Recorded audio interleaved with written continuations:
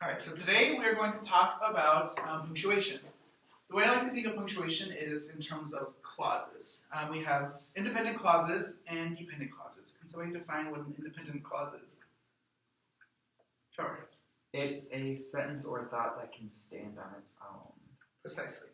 And what sort of punctuation do we have for independent clauses? Sean?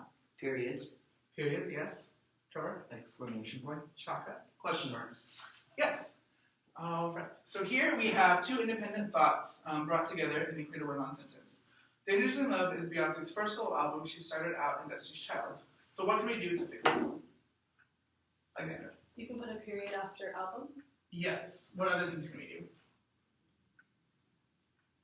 We could put a semicolon to join those two independent clauses. Semicolon.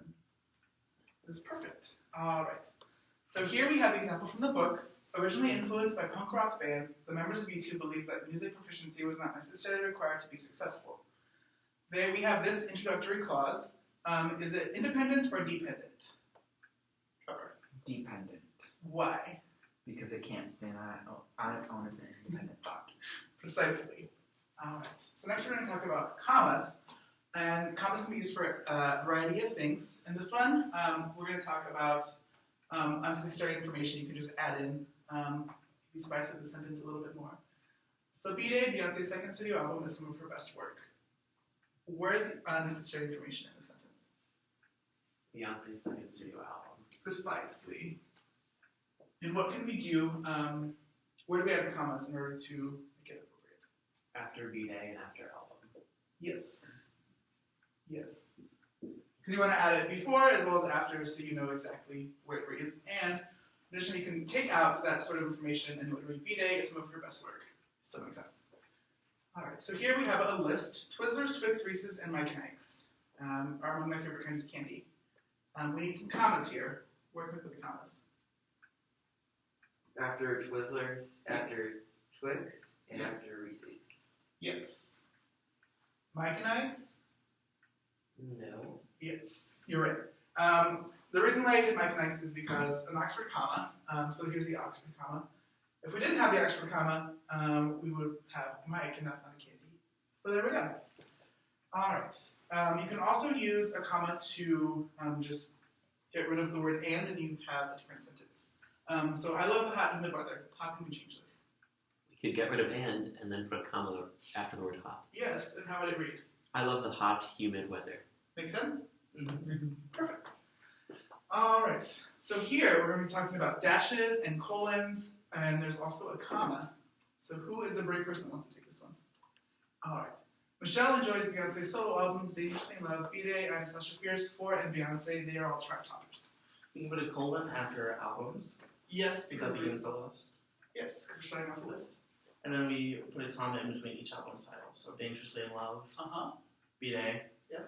I Am Sasha Fierce, Yep. 4. Yes.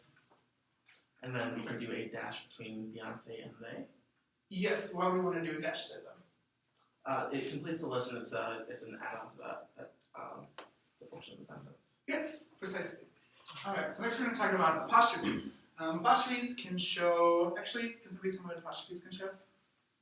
Nick. They can show possession and form contractions. Precisely. So we drove his parents' car. We need an apostrophe somewhere in the sentence for possessive. Where could we put that? You can put it after the S in parents. Why wouldn't we do it before? That would imply that you only had one parent. Precisely.